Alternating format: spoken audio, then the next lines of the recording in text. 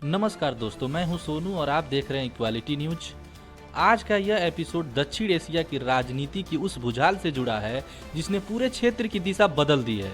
हम बात कर रहे हैं बांग्लादेश की पूर्व प्रधानमंत्री शेख हसीना की सुनाई गई मौत की सजा और उसके बाद पैदा हुई कूटनीतिक उथल पुथल पर। क्या यह न्याय है या राजनीतिक बदले की कार्रवाई? क्या भारत उन्हें बांग्लादेश को सौंप देगा? क्या यह फैसला कानूनी प्रक्रिया का हिस्सा है या पूरी तरह मनमर्जी? और बांग्लादेश की मौजूद व्यवस्था क्या चाहती है? इन सभी मुद्दों पर विस्तार से चर्चा करने के लिए हमारे साथ मौजूद हैं राजनीतिक विश्लेषक विजय प्रताप जी। विजय जी, क्वालिटी न्यूज में आपका स्वागत है। नमस्कार, बहुत बहुत धन्यवाद सोनू जी। आज आपका विषय वाकई गंभीर और विस्तृत चर्चा का हकदार है। सबसे पहले हम उन तस्वीरों से शुरू करते हैं जो हर ओर वायरल हैं। ढाका की बिल्कुल सूनी सड़कें, पुलिस की भारी तैनाती और शूट एंड साइड के आदेश। आपसे मेरा पहला सवाल है, फैसले वाले दिन बांग्लादेश ऐसा क्या लग रहा था जैसे किसी युद्ध के पहले का माहौल हो? सरकार को ऐसी क्या डर था कि पूरे शहर को लॉकडाउन कर दिया? यह डर सिर्फ विरोध प्रदर्शन का नहीं था, यह डर जनता की संवेदनशीलता और राजनीतिक अस्थिरता का था। देखिए, शेख हसीना बांग्लादेश की राजनीति में सिर्फ एक नेता नहीं बल्कि एक बड़ा भावनात्मक चेहरा भी है। जैसे भारत में इंदिरा गांधी का प्रभाव था, वैसे ही हसीना का प्रभाव वहाँ है। फैसले की घोषणा से पहले यूनुस सरकार को पता था कि माहौल भड़क सकता है, इसलिए उन्होंने राजधानी को पूरी तरह सील किया और पुलिस पैरामिलिट्री तैनात की और शूट एट साइड का जैसे बेहद कठोर आदेश जारी किए। यह किसी सामान्य फैसले जैसा माहौल नहीं था।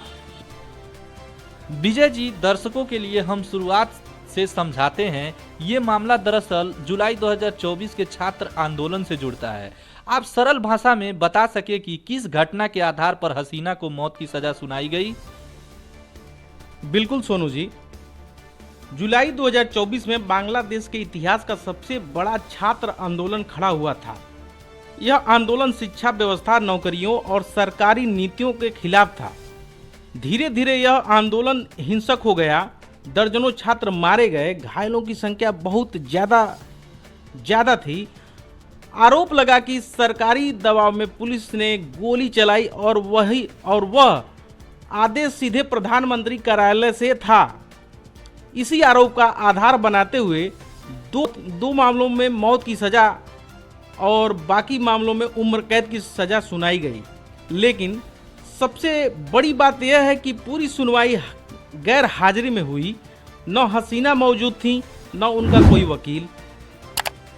ऐसी सुनवाई को लोकतांत्रिक दुनिया में निष्पक्ष नहीं माना जाता है।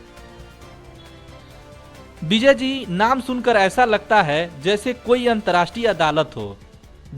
लेकिन असलियत क्या है? क्या वास्तव में यह अंतर्राष्ट्रीय अदालत है? क्या इसमें विदेशी जज होते हैं? नहीं सोनू, बिल्कुल नहीं। यह नाम सिर्फ इंटरनेशनल है, लेकिन असल में स्थानीय बांग्लादेश की अदालत है। इसमें कोई विदेशी जज नहीं है, कोई वैश्विक नहीं है और न ही संयुक्त राष्ट्र के तहत चलती है। सबसे दिलचस्प बात है, यह अदालत शेख हसीना ने 2010 में बनाई थी।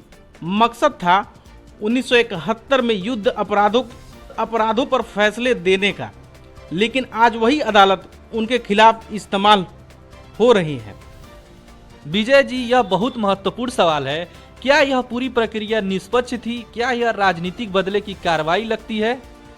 सोनू जी, न्याय का पहला सिद्धांत है दोषी या आरोपी को सुनवाई का पूरा मौका मिले। लेकिन इस केस में हसीना कोर्ट में उपस्थित नहीं, उनकी तरफ से कोई वकील नहीं, गवाहों पर सवाल और राजनीतिक दबाव की कई रिपोर्ट। इन परिस्थितियों में यह कहना मुश्किल है कि यह फैसला पूरी तरह निष्पक्ष और पारदर्शिता था। कई अंतर्राष्ट्रीय कानून में विशेषज्ञ इसे पॉलिटिकल एक्सक्लूजन अटेम्प्ट मान रहे हैं। विजय जी, अब हम उस मुद्दे पर आते हैं जिसकी वजह से भारत में हलचल है। भारत और बांग्लादेश के बीच प्रत्यार्पण संधि है। तो क्या इस संधि के तहत भारत को उन्हें वापस भेजना पड़ेगा? नहीं, बिल्कुल नहीं। भारत की प्रत्यार्पण नीति में बहुत स्पष्ट प्रावधान है।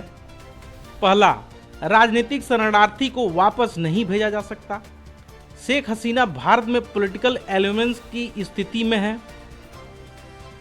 दूसरा, राजनीतिक आधारित फैसले प्रत्यार्पण नहीं होता है। यदि सजा राजनीतिक बदले के आधार पर दी गई है तो भारत में प्रत्यार्पण से इनका इनकार कर सकता है। तीसरा, मृत्यु दंड वाले मामलों में विशेष नियम। भारत बहुत अपवाद परिस्थितियों में ही किसी को डेथ पेनल्टी वाले केस में सौंपता है। महत्वपूर्ण। चौथा, भारत की रणनीति और नैतिक नीति। भारत में दलाई लामा से लेकर तमाम निर्वासितों को सुरक्षा दी गई है। इन सभी कारणों में भारत हसीना को लौटाने वाला नहीं है। लगता है कि भारत को शेख हसीना को वापस भेजना चाहिए कि नहीं भेजना चाहिए? प्लीज़ अपना हमारे वीडियो के कमेंट में अपनी राय दीजिए और ऐसे ही वीडियो देखने के लिए हमारे चैनल को लाइक और सब्सक्राइब करें। तब तक के लिए नमस्कार। जय भीम, जय भारत, जय संविधान। विजय जी। जय भीम, जय भारत, जय संविधान।